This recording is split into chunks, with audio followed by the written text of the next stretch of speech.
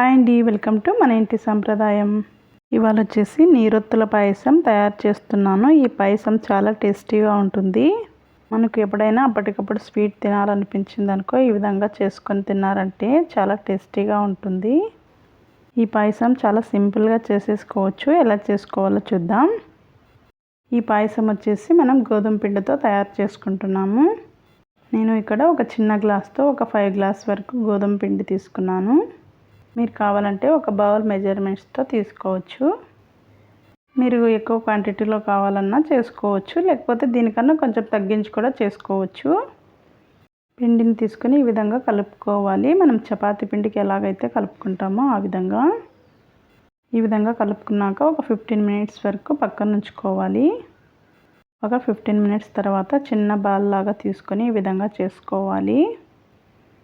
ఈ విధంగా చేసుకొని ఉంచుకున్నట్లయితే మనం చపాతీలు చేసుకోవడానికి చాలా ఈజీగా ఉంటుంది. మీరు కావాలంటే ఎక్కువ సైజులో కూడా తీసుకొని చేసుకోవచ్చు. ఇప్పుడు మనం ముందుగా కలుపుకున్న పిండినంతా ఈ విధంగా ప్రిపేర్ చేసుకోవాలి. మనం చపాతీలు ఏ విధంగా అయితే చేసుకుంటామో అదే విధంగా చేసుకోవాలి. కొంచెం పిండి వేసుకొని చపాతీలు చేసుకున్నామంటే అతుక్కోకుండా వస్తాయి. ఈ విధంగా చేసుకున్న తర్వాత మన దగ్గర ఉన్న ఒక నైఫ్ తీసుకొని ఇలా కట్ చేసుకోవాలి. నేను ఇక్కడైతే చాలా పెద్దగా కట్ చేసుకుంటున్నాను. మీకు వీలైతే చిన్నగా కట్ చేసుకోవచ్చు. ఈ విధంగా అన్నీ కట్ చేసుకొని కొద్దిసేపు ఫ్యాన్లో ఆరబెట్టుకోవాలి, ఒక 10 మినిట్స్ వరకు. మనం పిండిని వేసుకొని తిక్కుకున్నట్లయితే ఈ విధంగా కట్ చేసుకోవడానికి ఈజీగా వస్తాయి. ఇక్కడైతే కొంచెం పెద్దగా కట్ చేస్తాను. మీకు వీలైతే చిన్నగా కట్ చేసుకోండి. ఈ విధంగా కట్ చేసుకొని ఒక 10 మినిట్స్ వరకు ఆరబెట్టుకోవాలి. దగ్గరున్న చపాతీలన్నిటినీ కూడా ఇదే విధంగా కట్ చేసుకొని ఉంచుకోవాలి.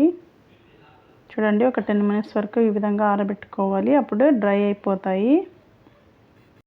పక్కన స్టవ్ వెలిగించి కడాయి పెట్టుకొని అందులో 3 గ్లాసెస్ వరకు వాటర్ వేసుకోవాలి. ఈ వాటర్ వేసుకొని బాగా ఉడికించుకోవాలి వాటర్ని. అలాగే ఇక్కడ నేను 1 కప్పు దాకా బెల్లం తీసుకున్నాను. ఇక్కడ బెల్లం ఎంతైనా వేసుకోవచ్చు, మనం తినే స్వీట్ని బట్టి. ఈ విధంగా బెల్లాన్ని వేసుకొని ఉడికించుకోవాలి. బెల్లం అంతా కరిగించుకోవాలి.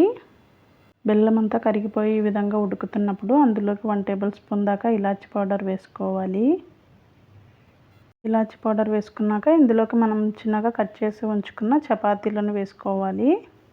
ఈ విధంగా కొంచెం కొంచెం వేసుకుంటూ అన్నిటినీ కలుపుకోవాలి. ఒకేసారి వేసుకున్నా కూడా ఇవి అతుక్కోకుండా ఉంటాయి, ఎందుకంటే ఆరబెట్టాం కదా ఒక 10 మినిట్స్ వరకు. ఈ విధంగా వేసుకొని ఉడికించుకోవాలి. ఈ చపాతీలన్నీ బాగా ఉడికిపోయి బెల్లం వాటర్ అంతా దగ్గర పడుతుంది. ఈ చపాతీలను బెల్లం వాటర్లో వేసుకోవడం వల్ల బెల్లం వాటర్ అంతా అబ్జర్వ్ చేసుకొని చాలా స్మూత్గా అవుతాయి. స్టవ్ని లో ఫ్లేమ్లో పెట్టుకొని ఒక 10 నుంచి 15 మినిట్స్ వరకు ఉడికించుకోవాలి. ఈ విధంగా ఉడికించుకుంటున్నప్పుడు ఇందులోకి ఒక 1/2 కప్ దాకా కొబ్బరి తురుమును వేసుకోవాలి. ఈ విధంగా వేసుకున్నట్లయితే కొబ్బరి కూడా అందులోకి కలిసిపోతుంది. ఈ విధంగా వేసుకొని ఇంకొక 5 మినిట్స్ వరకు ఉడికించుకోవాలి. మూత పెట్టేసి ఉడికించుకుంటూ మధ్యలో ఈ విధంగా కలుపుతూ ఉండాలి. ఈ విధంగా మూత పెట్టేసి ఇంకొక 5 మినిట్స్ వరకు ఉడికించుకుందాం. చూడండి, ఒక 5 మినిట్స్ తర్వాత ఎలా ఉందో. ఈ బెల్లం వాటర్ అంతా బాగా అబ్జర్వ్ చేసుకొని దగ్గర పడింది. ఈ పాయసం చాలా టేస్టీగా ఉంటుంది. ఒకసారి మీరు కూడా ట్రై చేయండి ఫ్రెండ్స్. ఈ వీడియో మీకు నచ్చినట్లయితే లైక్ చేయండి. అలాగే మీ ఫ్రెండ్స్కి, రిలేటివ్స్కి షేర్ చేయండి. మరిన్ని రెసిపీస్ కోసం మన ఇంటి సాంప్రదాయం ఛానల్ని సబ్స్క్రైబ్ చేసుకోండి. Thank you for watching.